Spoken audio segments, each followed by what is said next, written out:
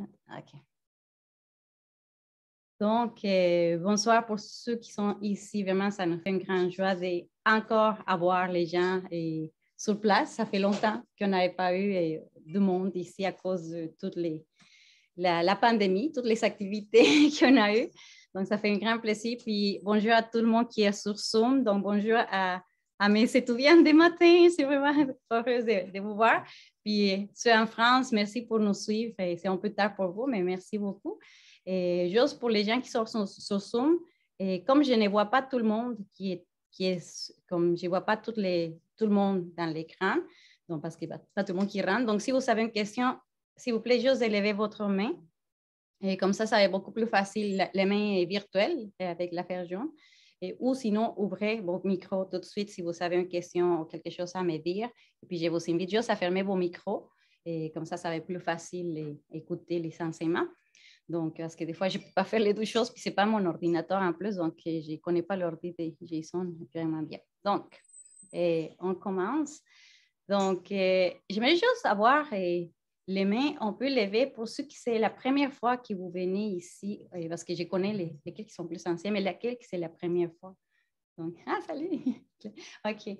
Donc, OK, c'est bon. Donc, c'est sûr que pour ceux qui c'est pas la première fois, il y a beaucoup de choses que vous l'avez déjà entendues, mais toujours on prend comme un bon rappel de ce qu'on a déjà appris. On a besoin de se rappeler des choses et on est très distrait dans notre esprit. Et puis, même si on connaît certains facteurs, certaines choses, des fois la distraction, ça nous amène à être tout éparpillé par rapport à nos émotions et nos compréhensions. Et quand c'est des moments plus difficiles, donc, et c'est là que si on ne se rappelle pas, donc c'est plus difficile d'amener un esprit plus positif.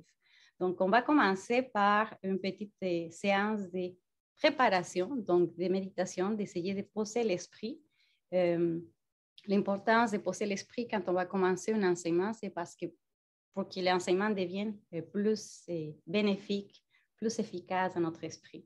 Donc, on ne peut pas demander à quelqu'un qui fait la course de s'arrêter soudainement, sinon ça va tomber, ça va blesser.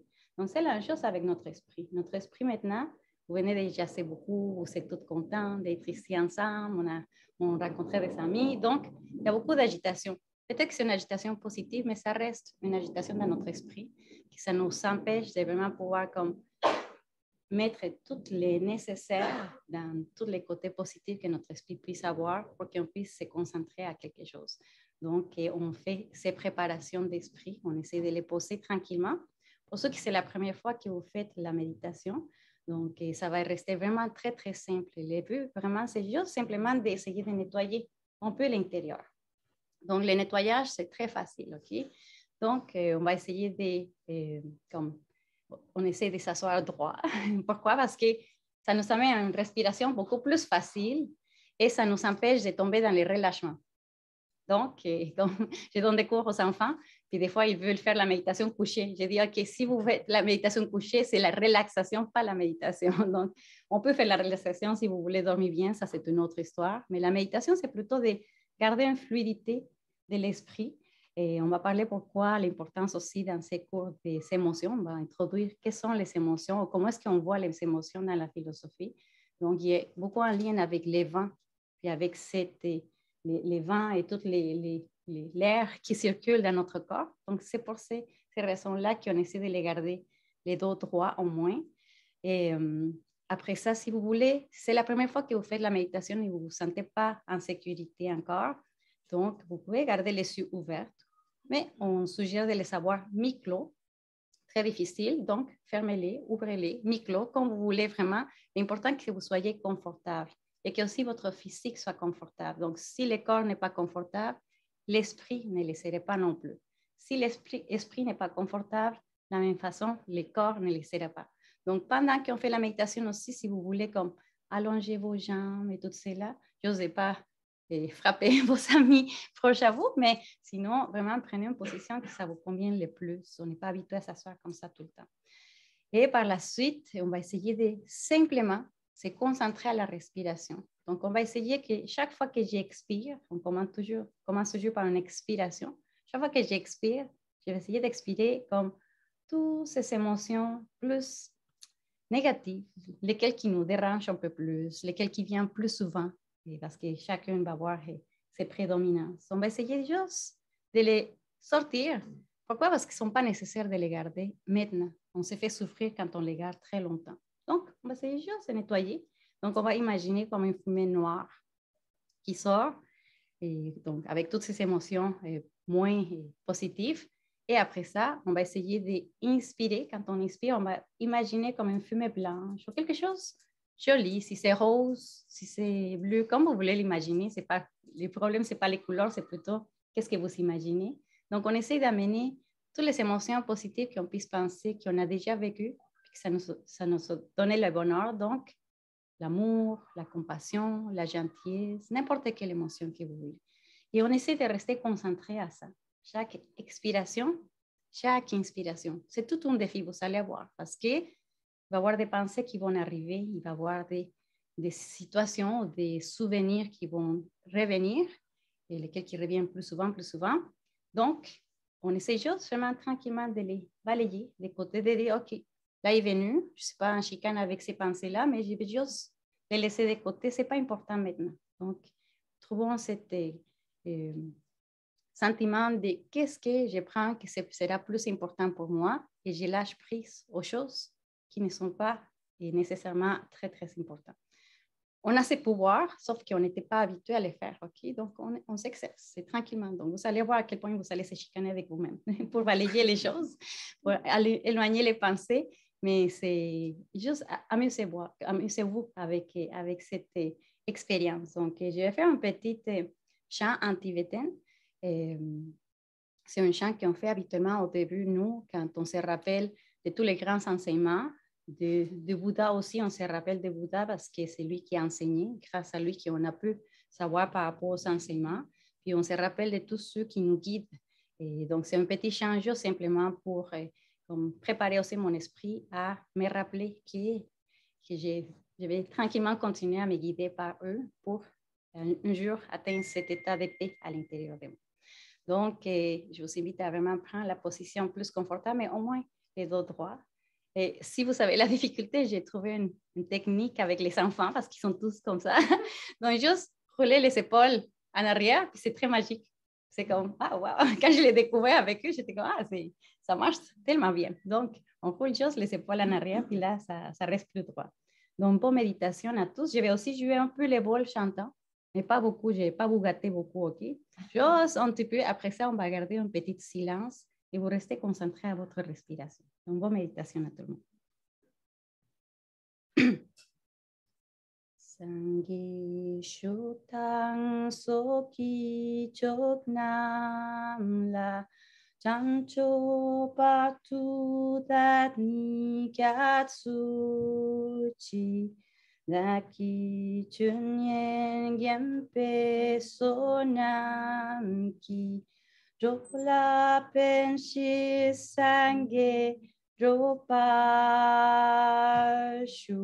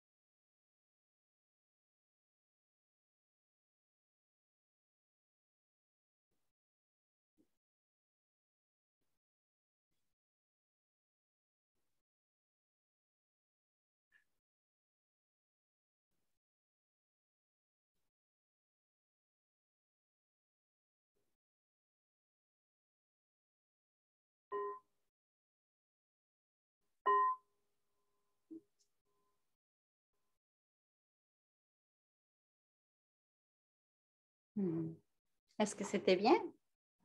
Oui, on avait la musique ici, on avait les pianos, pour ceux qui l'ont discriminé les sons de piano. OK, si j'ai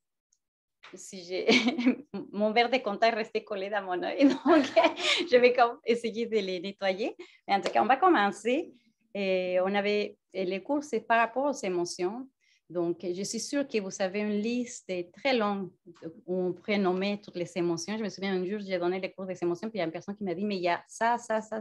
Donc, il y a une liste énorme des émotions qu'on puisse catégoriser. Donc, une manière plus facile de repérer par rapport aux émotions, il y a des émotions positives, il y a des émotions négatives et il y a aussi des, on ne dirait pas des émotions, parce que nous, notre concept par rapport aux émotions, c'est différent dans lesquels dans la philosophie, mais on pourrait dire des facteurs mentaux ou des connaissances mentales qui sont plus neutres. Il y en a quelques-unes qui sont variables en plus. Donc, juste pour vous dire que dans tibétain, on ne connaît pas les mots émotion. On ne dit pas émotion du tout. Ça ne veut pas dire que les Tibétains ne ressentent pas. Ils ont des émotions aussi, mais leur manière de voir les émotions, c'est totalement différent. Donc, pour comprendre ces parties des émotions et comment est-ce qu'ils se développent. Est-ce que tu me vois bien? Oui. Oh, tu veux que je bouge la plante? Non, ça va? OK. OK. Je m'excuse. Donc, et la manière comment on voit les émotions, c'est totalement différent. Nous, on dit, ah, là, je suis en colère, puis là, c'est tout. C'est là qu'on s'arrête. Peut-être qu'on va regarder qui nous a fait être en colère ou ressentir la colère, quel type de choses, mais on n'y va pas plus loin que ça. Donc, tandis que quand on comprend comment est-ce qu'on définit les émotions dans la philosophie, là, toute la perspective on peut changer. Donc, qu'est-ce qu'on dit? Qu'il y a l'esprit ou la conscience ou oui, l'esprit, la conscience, le mental, comme vous voulez l'appeler. Comme les trois sont des synonymes, et ces trois-là, c'est celui qui connaît quelque chose. C'est l'esprit connaît des choses, mais il va connaître les choses grâce aux différentes émotions ou aux différents facteurs mentaux. On les appelle des facteurs mentaux. Et on peut les catégoriser en 51 facteurs mentaux, positifs, négatifs et neutres, mais ne sont pas l'esprit en tant que tel, sont des accompagnantes de l'esprit. Donc, si quelqu'un vous avez déjà identifié ou étiqueté surtout par la personne la plus colérique au monde, vous dites, ah, t'es colérique tout le temps. Ce n'est pas vrai. Donc, la prochaine fois, vous allez dire, ce n'est pas vrai ça. Parce que c'est comme les 51 facteurs mentaux, on ne peut pas les savoir tous en même temps. Il y en a des prédominances qui vont venir, mais ils vont venir et ils vont partir. Pas tout le temps qu'on est en colère, mais pas tout le temps qu'on est heureux, pas tout le temps qu'on est triste, pas tout le temps qu'on va avoir beaucoup de compassion et gentillesse pour certaines. Donc, c'est des facteurs mentaux qui vont accompagner l'esprit, mais qui ne sont pas tout le temps là. Mais, sauf qu'il y en a 5 qui sont toujours avec l'esprit, qui nous permettent d'expérimenter les choses, qui nous permettent de connaître les choses, mais les restes, ils vont venir et ils vont partir. Ça veut dire qu'ils sont impermanents. Donc, des fois, quand vous ressentez une grande colère, une grande tristesse, énorme anxiété, une grande peur, j'ose penser des fois que simplement, de la même manière qu'ils sont arrivés, ils vont partir. Donc, ça va pas rester toujours. Donc, comme ça, on s'accroche moins à certaines émotions qui ont les nourrit, qui ont les garde plus longtemps. On essaie vraiment juste tranquillement les laisser partir. Donc, comme je disais, il y a l'esprit qui connaît et il va être accompagné tout le temps par les 5 facteurs mentaux omniprésents qu'on les appelle, et les restes, ils vont venir et ils vont partir. Ils vont venir, ils vont partir, dépendamment comment on regarde les choses. Donc, il y en a comme 3 facteurs qui nous amènent à vivre une émotion. Donc, ce n'est pas simplement, oh, une situation, je suis en colère et on s'arrête. Non. Maintenant, on va avoir un autre regard, comme je disais tantôt, plus profond. Qu'est-ce qui se passe pour qu'une émotion puisse comme naître? Donc, il y a l'esprit, ou les mentales, la conscience. Il y en a 6 consciences en plus, je vais vous dire ça tantôt. Donc, il y a la conscience, ou les consciences, que c'est le sujet. Il y a l'objet. L'objet, ça peut être une chose, donc ça peut être la tasse de café que j'aime beaucoup. Ah, donc les sujets regardent la tasse de café. Ah, donc ça me donne un bonheur parce que je peux sentir avec ma conscience olfative, je sens l'odeur du café, puis là, ça me fait un grand bonheur, une sensation agréable. Et je peux avoir aussi, donc il y a les sujets, l'objet. L'objet, ce n'est pas juste la tasse de café. L'objet, ça peut être une personne. Ça peut être les paroles de la personne, pas exactement la personne en tant que telle, mais ce qu'il a prononcé ou ce qu'il a dit ou a fait. Et ça peut être aussi un phénomène comme la neige qu'on a eue à Montréal les semaines d'avant. Donc, c'est un phénomène qui peut me donner soit la joie ou soit une grande frustration pour certains, j'imagine. Donc, il y a toujours des phénomènes. Donc, cet objet-là ou ces choses-là, on va les appeler les phénomènes. Des phénomènes qui sont impermanentes, sont un changement continuel, mais aussi mon esprit est tout le temps en changement constant. On n'est pas la même personne qu'on était quelques secondes avant. Puis hier, on n'était pas la même personne qu'hier. Même s'il y a des prédominances, on change tout le temps. Il y a toujours des visions qui vont continuer à changer. Donc, entre les sujets et l'objet, ou les phénomènes, de toute façon, les sujets, c'est aussi un phénomène, mais au milieu, il y a la faculté qui nous permet à expérimenter les choses. Les facultés vont être en lien avec les 5 sens et aussi avec la partie de la conscience mentale. Ce ne sont pas la conscience en tant que telle, c'est la faculté, mais ce n'est pas non plus l'organe. C'est quelque chose d'extrêmement subtil qu'on ne les voit pas, mais qui va me permettre à pouvoir expérimenter quelque chose en regardant l'objet. Donc, une émotion, on dit les émotions, c'est comme un vent effervescent. Il y a comme je regarde l'objet, puis il y a quelque chose, un mouvement dans l'air, dans les vents, qui va rentrer ou va être en contact avec les sujets, qui là, ça me fait avoir une sensation, n'importe laquelle. Donc, les émotions vont être nées comme ça. Donc, c'est ça, les émotions en général, et c'est comme ça que ça fonctionne. Donc, c'est pour ça que je disais, s'asseoir droit, c'est parce qu'on dit, il y a les vents qui circulent à l'intérieur de nous. Donc, si on est tout le temps comme tout décroche, pas en bonne position, donc les vents, les circulations de vent, il y a comme des petites affaires à l'intérieur de nous, des canaux qu'on les appelle, qui vont nous permettre à pouvoir avoir ces circulations de vent. Si on n'est pas tout le temps bien au niveau physique et mental, il va y avoir des blocages dans certaines parties et c'est pour ça que les malaises vont venir. Donc, il y a un sujet, un phénomène, un objet qui me fait avoir une sensation désagréable, un moment malheureux. Donc, ces vents-là vont rentrer sur moi et j'ai un mal de tête. Pourquoi j'ai ce mal de tête? Parce qu'il y a un contact, circulation des vents à l'intérieur avec mon corps. Ils sont interreliés. Le corps et l'esprit sont interreliés. Donc, c'est sûr que les émotions vont me donner des malaises. Donc, les médecins n'ont pas tort à nous dire des fois ou à tout dire, mais c'est le stress, c'est pour ça qu'il était malade.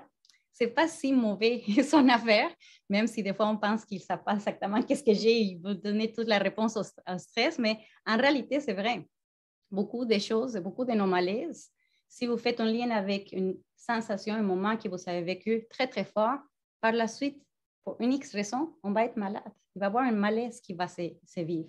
Donc, c'est très important de comprendre la relation aussi entre le corps et l'esprit. Donc, si mon esprit est à l'aise, est plus calme, essaie de regarder les phénomènes, puis essaie de ne pas amener autant de vents négatifs dans mon corps, c'est sûr que mon corps va rester beaucoup plus en santé. C'est pour ça que, par exemple, Buddha Shakyamuni, quand il atteint l'éveil, il disait, il est devenu vraiment comme quelqu'un qui avait un style de luminosité. Il y avait quelque chose de très, très puissant au niveau du corps, de sa parole, qui faisait en sorte de savoir qu'il était tout purifié, qu'il n'y avait aucune émotion négative. Et donc, il disait à l'époque que c'était vraiment très, très, très bon.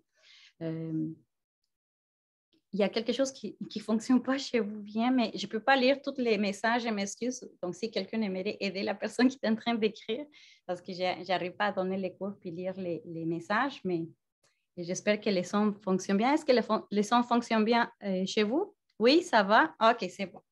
Donc, merci beaucoup. Ah oui, non, il n'y a pas de problème. Donc, on parlait des types d'émotions. Donc, il y a des émotions positives. J'imagine que tout le monde puisse la connaître, puisse connaître. On a une longue liste des émotions positives. Mais nous, on n'est pas positif, la philosophie, puis on va parler plus des émotions négatives. Mais la seule raison pour laquelle on essaie de se focuser par rapport aux émotions négatives, c'est parce que si les émotions négatives sont ceux qui m'éloignent du bonheur, de ce moment de paix.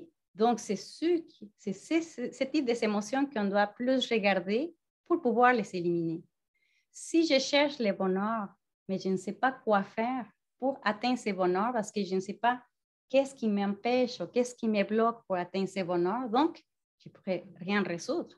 Tandis que c'est important de savoir qu'est-ce qui m'amène à ces malheurs ou ces moments de souffrance. C'est sûr que la première réponse, si je vous demande pourquoi vous souffrez, vous allez me dire, mais c'est mon ami qui m'a dit telle affaire, ou c'est mon mari, ma femme, c'est ma fille, ma tante, la grand-mère, et un événement, le décès de quelqu'un, une maladie, n'importe quoi. On va toujours donner la faute à mes émotions, à quelque chose de l'externe. C'est sûr qu'on est en contact avec l'externe, mais ce n'est pas exactement l'externe qui nous donne les malheurs, c'est plutôt la manière comme je regarde les objets qui va me donner les malheurs. Donc, comme je disais tout le temps avec l'exemple de la neige qu'on a eu la dernière fois, puis beaucoup de mes étudiants connaissent cette histoire-là.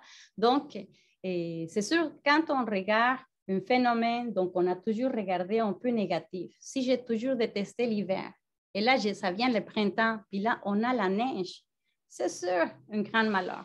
Et pourquoi à moi, personnellement, ça m'a donné un grand bonheur? Parce que j'aime beaucoup la neige. Mais pourquoi les mêmes phénomènes, c'est la même chose, la neige, c'est la neige. Mais pourquoi les mêmes phénomènes, il y en a quelques-uns qui s'ont donné beaucoup de malheurs, il y en a quelques peu des autres à cette époque de l'année qui a donné le bonheur. Pourquoi cette différence? Comment ça se fait que ça change? Donc, à la fin, les phénomènes n'ont pas la nature réelle de nous faire souffrir ou pas souffrir. Même si on donne tout le temps la faute à l'extérieur, ce n'est pas la nature réelle des choses pour nous faire souffrir ou nous souffrir. C'est qui se fait souffrir? C'est nous-mêmes avec nos perceptions. Donc, quand j'avais 19 ans, j'avais juré de jamais vivre dans un pays froid parce que j'habitais à Chicago. J'étais un jour comme vraiment froid, il faisait froid, je ne m'habillais pas bien. Là, je me suis dit, dernière fois dans ma vie, je vais retourner au Mexique. Donc, oui, j'ai fait. Je suis allée au Mexique. Et après ça, j'ai décidé d'habiter au Canada. Quelle folie! À quoi j'ai pensé? Donc là, quand je suis arrivée, je me suis dit, j'ai le choix de comment je veux regarder ces phénomènes-là. Donc, j'ai choisi de les regarder très, très bien. Puis maintenant, je m'amuse énormément. J'adore vraiment les froids. Je même adore sentir le froid dans mon visage. Donc, comment ça se fait qu'à 19 ans, la même personne regardait une chose et détestait à tel point de déménager puis changer de pays encore? Puis comment ça se fait que les mêmes sujets les regardent différemment? C'était mon choix. J'ai choisi à le faire. Donc, de la même manière, nos souffrances, encore une fois, je reviens à qu'est-ce qui ça m'empêche d'atteindre le bonheur, c'est les souffrances. Mais les souffrances, maintenant, on comprend que ce n'est pas toujours la personne ou les phénomènes ou la chose que je n'ai pas ou que j'ai. Tout cela, c'est l'extérieur qui est en contact, mais la manière comme je regarde cet extérieur, c'est à moi à choisir. Et j'ai ce grand pouvoir, comme je disais ce matin au cours, on est comme des super-héros. Vraiment, si vous voulez avoir des pouvoirs des Spider-Man, de tout cela, vous les savez. Ça, c'est en vous, en réalité. Sauf qu'on n'a pas encore cherché comment il le faire. Donc, c'est pour ça que dans la philosophie, on va regarder plus qu'est-ce qui nous empêche. Donc, la plus grande chose qui nous empêche à trouver ce bonheur, c'est sûr, c'est les souffrances, mais les souffrances sont créées à cause d'une ignorance, on l'appelle. C'est une des 3 poissons mentales. Il y en a 3 plus principales négatifs.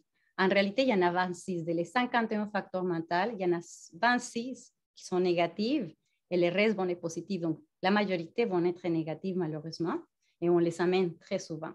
Mais parmi ces 26, on peut les résumer en 3 pour que ça soit plus facile. Donc, lesquels, vraiment, les noyaux de nos grandes souffrances, ça va être l'ignorance. Mais comme on est très orgueilleux, puis on n'aime pas qu'on nous appelle ignorants, c'est ça? Je viens de peut-être casser l'orgueil de la personne. Donc, j'aime mieux le dire méconnaissance. Donc, ça veut dire l'esprit avec les facteurs mentaux. On ne connaît pas bien les phénomènes qu'on regarde. On les perçoit d'une manière, mais on ne voit pas, vraiment, on ne perçoit pas la nature réelle des phénomènes à cause de beaucoup de voiles. Et les voiles, ils peuvent inclure toute la culture, les traditions, nos valeurs, qu'est-ce que mes amis, où j'ai grandi, ma famille. Donc, tous ces facteurs-là qui m'ont dit, ça c'est bon, ça c'est pas bon, là, ça a mené à, pour moi aussi, regarder les phénomènes d'une manière ou d'une autre manière. Donc, c'est là, ces perceptions, ces mauvaises connaissances, c'est l'ignorance que c'est laquelle la première, pouf, à trancher. Mais c'est une des plus difficiles à trancher. Mais on pourrait comme tranquillement travailler avec les 2 autres poissons mentaux. On les dit poissons parce que vraiment, ils sont poissons. Ils nous font souffrir. On se fait souffrir nous-mêmes. Ce n'est pas l'autre personne. Il faudrait peut-être qu'on arrête de dire, mais c'est à cause de toi que je suis malheureuse ou malheureux. Non, non. C'est à cause de ma perception de toi qui me fait toutes ces souffrances. Donc, les autres 2 facteurs mentaux ou émotions, on dit c'est le désir d'attachement et l'aversion. Donc, désir d'attachement, si on les sépare, ils pourront être quelque chose de positif. Je désire, mais on l'appelle plus j'aspire à trouver le bonheur que je cherche, un état plus épais. J'aspire ça c'est bon. Mais ensemble avec attachement, donc désir d'attachement, c'est vraiment un mot ensemble qui ça veut dire plus une manière que les sujets, donc l'esprit, regardent l'objet, donc n'importe quel phénomène, d'une manière extraordinaire. Et là, on ajoute toutes les meilleures qualités à ces phénomènes qu'on regarde devant nous. Et on pense que je ne peux plus être séparée de ça. Je veux rester comme, c'est vraiment comme un aimant, le désir d'attachement. Ça me fait comme, c'est à moi. Puis quand c'est à moi, on devient comme possessif et obsessif par rapport à ces phénomènes-là. Mais à la fin, la nature de ces phénomènes n'est pas si grande ou si d'énorme qualité comme on pense. En tout cas, peut-être qu'il n'y a pas trop de qualité, ce qu'on pense, mais à la fin, c'est ça qu'on désire. Par exemple, moi, j'aime beaucoup la crème glacée, toujours mon histoire de crème glacée. Donc, j'aime beaucoup la crème glacée. Je l'adore. Avant, je pouvais manger vraiment comme presque tout un pot, toute seule crème. C'est quaticoque en plus, c'est bon. Donc, mais si on regarde la nature réelle de la crème glacée, n'est pas bon du tout. Comme vraiment beaucoup de calories, beaucoup de sucre. C'est pas bon pour la santé à long terme. Donc, mais moi, j'ai voyé que c'était la chose la plus agréable au monde. Après ça, j'ai découvert pourquoi. Parce que mon père, chaque fois qu'il me chicanait, j'ai pleuré facilement. Donc, il m'achetait une crème glacée toujours à la fin. Donc, là, une expérience que j'ai eue qui m'a fait en sorte penser que la crème glacée était la meilleure chose au monde. Et je la trouvais incroyable. Donc, je pouvais manger facilement. Et comme ça, j'ai dit tout le temps l'histoire que j'ai fait avec Jason, en réalité, dans son retraite. J'ai parlé avec une amie, manger la soupe. Jason allait manger la dernière partie qui restait dans les pots de crème glacée. Et là, j'ai arrêté complètement. La personne continuait à parler. Je n'ai même pas écouté. Je me suis levée pour aller chercher et que Jason me partage la dernière portion de crème glacée. Donc, l'esprit devient fou, vraiment, quand on va faire des choses. Ça, c'était pas si subtil. On voyait toute la transition et je riais dans moi de la folie que j'ai fait, mais c'était plus fort. Donc, je me suis dit, c'est pas bon, mais il faut que j'aille chercher la crème glacée. Mais on fait beaucoup de choses comme ça, des fois, sont très subtiles. On dit le désir d'attachement, c'est extrêmement subtil, même quand on avance plus vers ces grands bonheurs qu'on cherche, on dit que c'est une des dernières choses qu'on peut enlever parce que c'est extrêmement, extrêmement subtil. Après ça, quand ils sont plus pratiquants, là, ils vont l'utiliser, mais pour des choses positives. Mais là, on parle des choses qu'on ne comprend pas encore, nous. Donc, on est encore dans ce niveau où ça devient extrêmement subtil. Quand on commençait à aimer quelqu'un, on a tombé en amour avec quelqu'un, on voyait ces personnes-là comme la personne la plus jolie. Et même si tes parents te disaient, non, il n'est pas beau, il n'est pas belle, c'est quoi que tes amis, c'est quoi que tu regardes, oh, il n'est pas gentil, pourquoi tu continues avec la personne? Ah non, non, mais c'est une bonne personne, pour de vrai, non? Comme tout est vrai, hein? Tout est réel. On l'avait créé, ces réalités à l'intérieur de nous. Donc, après 20 ans de mariage, c'est fini. c'est super personne qu'on avait créé dans notre image. Puis on dit, mais pourquoi tu as changé? C'est pas bon, tu as changé, je t'aime plus, c'est pour ça. Donc, c'est parce qu'on avait créé une personne. La personne, c'est sûr qu'elle a évolué. C'est normal, les changements, c'est normal. On n'accepte pas les changements au premier lieu. On est attaché à des choses permanentes. Donc, ça fait partie avec les désirs d'attachement. Mais en plus, j'ai eu un désir d'attachement, donc ça m'a fait créer la personne que c'était la personne la plus jolie et extraordinaire du monde, mais ce ne l'était pas. Donc, on a donné beaucoup de responsabilités à la pauvre personne, mais ce n'est pas sa faute. C'est notre faute de la manière qu'on percevait. Donc, les désirs d'attachement, c'est intéressant de les regarder. Quand je disais tantôt, dans la philosophie, on regarde plus les obstacles. C'est parce que si on n'élimine pas les obstacles, donc on va toujours tomber, toujours tomber, toujours tomber. Puis on dit, mais pourquoi je n'atteins pas l'éveil ou je ne trouve pas le bonheur, j'essaie de méditer, j'essaie d'être une bonne personne, et j'essaie de faire ci et ça, je suis gentille, j'ai la compassion. Pourquoi je n'arrive pas à atteindre ce bonheur? C'est parce qu'on n'a pas éliminé la poubelle qu'on a à l'intérieur de nous. Mais ce n'est pas une poubelle négative, c'est juste que, comme ce n'est pas exprès qu'on a ajouté ces poubelles-là, c'était à cause de plusieurs informations, plusieurs conditions qui ont été mises ensemble pour que ces choses arrivent. Par exemple, j'ai étudié beaucoup avec des gangs de rue. Mon école à Chicago, il y avait que des gangs de rue. Et quand je voyais qu'ils n'étaient pas gentils, je me disais, mais pourquoi tu n'es pas gentil? Comme j'étais vraiment amie des gangs de rue. Ils sont vraiment gentils, hein? Ils sont vraiment pour de vrai. Pour démystifier les gens des gangs de rue, c'est juste qu'ils ont des besoins différents. Ils me disent, mais pourquoi tu me parles de l'amour? Je ne connais pas l'amour. Comme dans les quartiers où j'ai vécu, il fallait qu'il faut toujours se battre, il faut toujours faire ci et ça pour survivre. Donc, pourquoi tu me parles de l'amour? C'est quoi ça? Donc, c'est sûr qu'il y a beaucoup de conditions qui nous amènent à avoir un esprit où la manière qu'on va regarder les choses va être d'une manière ou d'une autre. La perception va changer à cause de ces conditions. Mais finalement, quand on réussit à regarder ces parties-là qui me fait, on peut être dans ces côtés plus sombres ou plus difficiles, beaucoup plus souffrants. Quand je regarde la poubelle, c'est plus facile à l'enlever, c'est plus facile à nettoyer. Mais si par exemple je vous dis, OK, on va se fermer les yeux et vous allez nettoyer la chambre qui est toute sale, si vous ne voyez pas, comment est-ce que vous allez les nettoyer? Peut-être que vous allez faire un essai, mais ça ne sera pas si propre parce que vous n'allez pas pouvoir regarder. Donc, c'est pour ça l'importance dans la philosophie de regarder quelles sont les choses à enlever ou abandonner dans mon esprit et quelles sont les choses plus à ajouter. Donc, il y a toujours des antidotes, on dit, à chacun des facteurs mentaux ou des émotions plus souffrante. Je n'ai pas le temps de parler de toutes celles-là, malheureusement, mais il y en a toujours des antidotes, il y a toujours des solutions à tout, toujours des solutions. Et on dit, tout problème a une solution, et s'il n'y a pas de solution, il n'y a pas de problème. Donc, on se relaxe, pas se stresser. Mais au moins, il y a des solutions par rapport aux émotions négatives, il y a toujours des antidotes qu'on va pouvoir donner pour pouvoir les pousser. Par exemple, un antidote à quelque chose qu'on est très, très à l'aise à utiliser ou à mener dans notre esprit, c'est la colère. C'est très facile, n'est-ce pas? Et donc, la colère, je ne peux pas juste imaginer un moment de colère.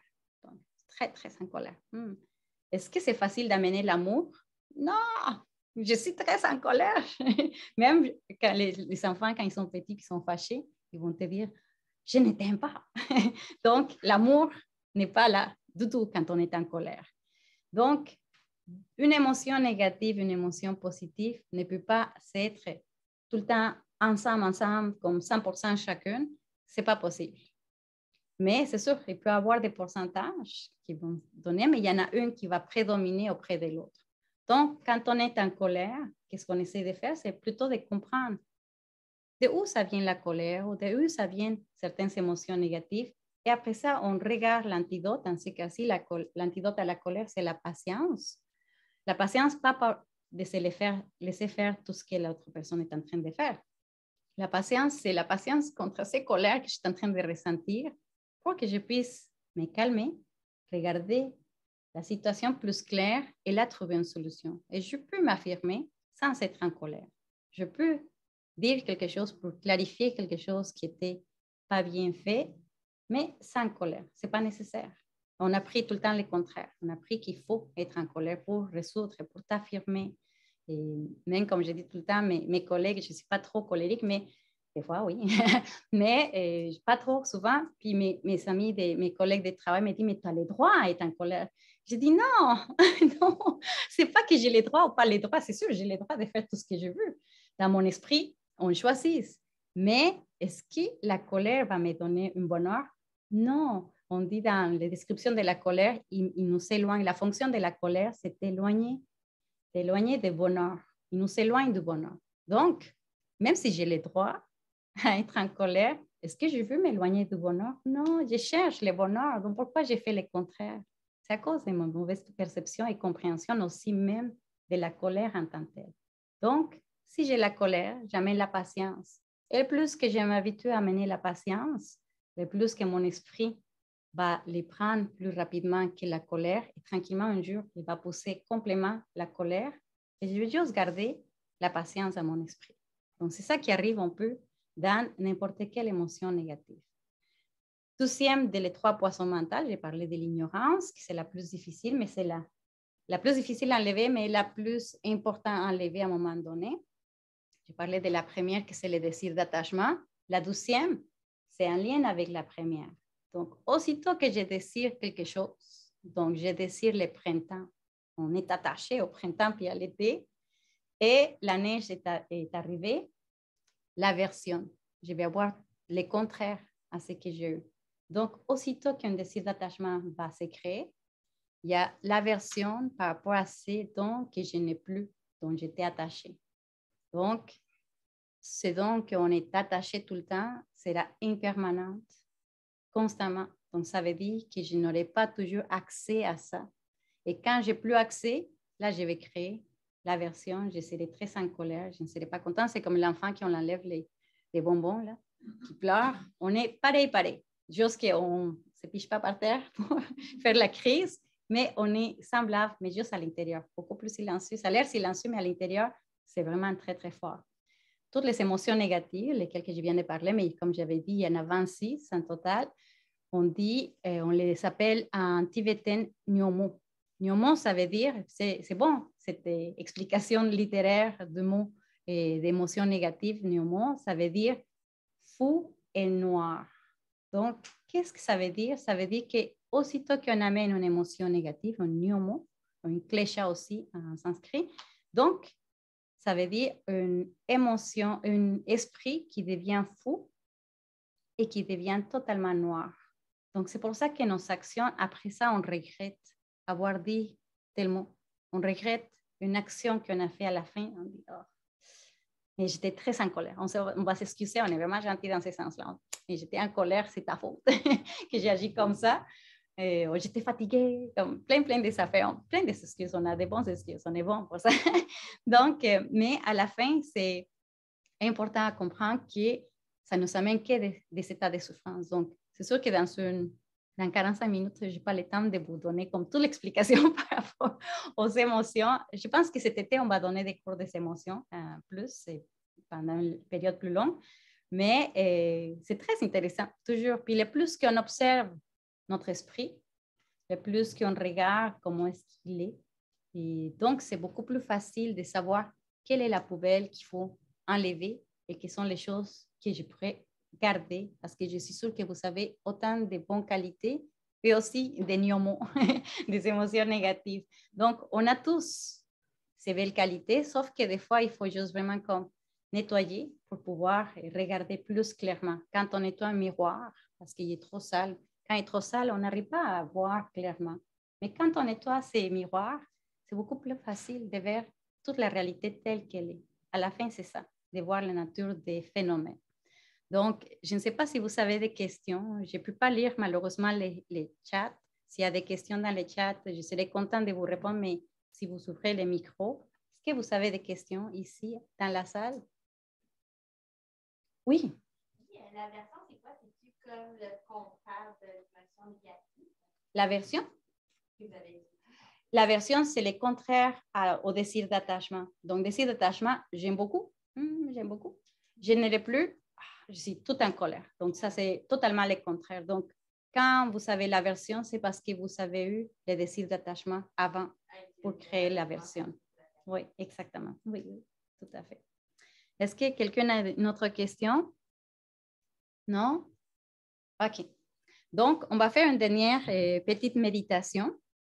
Et cette fois-ci, ça va être, je vais vous donner un petit défi. Donc, vous savez nettoyer, votre esprit est déjà très propre, j'imagine, oui? Libre de toute souffrance maintenant, j'espère. Ce n'est pas nécessaire, hein? Même si on a des situations difficiles dans notre quotidien ou dans notre vie, quand on sait qu'on va retourner chez nous, il y a des situations à régler ou des choses à faire face. C'est toujours important de profiter du moment présent. Puis l'opportunité que vous avez d'être ici, soit connecté ou soit en personne, on a toutes les conditions favorables pour être ici. Ça peut être différent. On aurait pu avoir un accident, on aurait pu être malade, quelqu'un aurait besoin de nous, qui ça nous empêcherait d'être ici. Donc, quand même, trouvons ce contentement par rapport à ça. Et peu importe ce qu'on doit faire face dans notre quotidien, ça n'existe pas maintenant. Si on l'amène, ça va exister.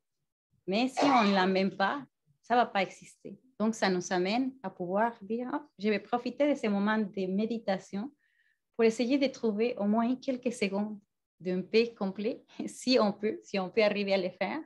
Donc, le défi, peut-être, ça sera plus de faire les comptes de respiration, d'inspiration et expiration. Donc, chaque fois que j'inspire, je vais faire le compte 1. Quand j'expire, je vais faire 2. Je ne veux pas que vous vous stressez, OK? Comptez dans la langue qui vous plaira plus. Moi, ça sera l'espagnol peut-être. Donc, faites les comptes de respiration. Ça vous amène à pratiquer l'attention à une seule chose à la fois, à place d'être distrait et éparpillé par plein de choses. C'est un exercice qu'on fait de base, mais même si c'est pour les débutants, pour n'importe quel niveau, c'est toujours très positif pour nous. Donc, je vais faire un petit chant, encore une fois, un dernier chant en tibétain. C'est une manière de pouvoir, c'est un rappel à dédier toutes les choses positives que l'on peut passer dans ma conscience ou toutes les activités positives que je peux faire. Je vais essayer de les dédier à tous les êtres sensibles où il y a beaucoup de souffrance en ce moment-là. Donc, en ayant cet esprit de grande compassion, on l'appelle l'esprit d'éveil. Donc, j'essaie de rester concentré. Et si tout le monde restera concentré dans les moments présents, on ferait moins de gaffe. Quand on est distrait, des fois, on dit des choses qu'on ne devrait pas dire. Par exemple, on fait des choses qu'on ne devrait pas faire. Donc, on va rester dans les comptes, on va voir. La première fois, je suis arrivée jusqu'au 7 parce qu'après ça, il y a des pensées qui sont arrivées, puis le défi, c'est de retourner en un encore une fois. Donc, s'il n'y a pas de pensées qui viennent, vous continuez. Mais s'il y a des pensées qui reviennent, on revient au début. Donc, bon défi, bonne méditation à tout le monde.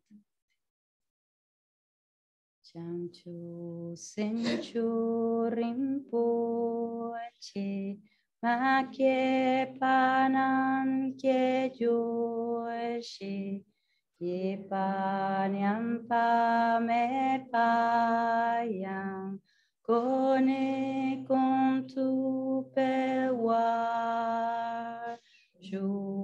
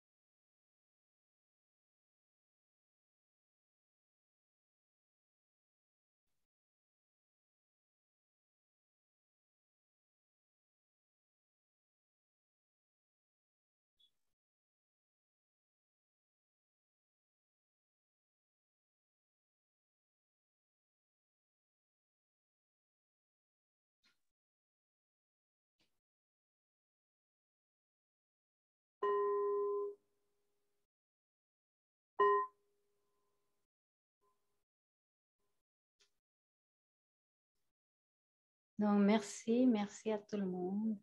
Je m'excuse, j'ai parlé trop vite. Tout le monde était encore dans les comptes. Donc, sur Zoom, est-ce que vous avez des questions? Oui. Oui. Demain, est-ce que c'est seulement en personne ou si on reçoit un autre lien Zoom? C'est le même lien Zoom pour c'est le les même? 2 jours. C'est les mêmes, vous allez pouvoir utiliser les mêmes. Puis c'est encore pareil, ça va être en personne et sur Zoom. OK, merci beaucoup. Ça fait plaisir. Est-ce qu'il y a une autre question sur Zoom? Non, c'est bon. Donc, merci beaucoup. Bonne soirée en France et bon après-midi, reste d'après-midi à tout le monde. Merci beaucoup. Merci Nora. Gratitude à toi. Merci beaucoup. À demain. À demain. Bye. Merci. Merci. Merci, au revoir tout le monde. À demain. Merci Nora, à demain. Merci, au revoir tout le monde, à demain. À demain. À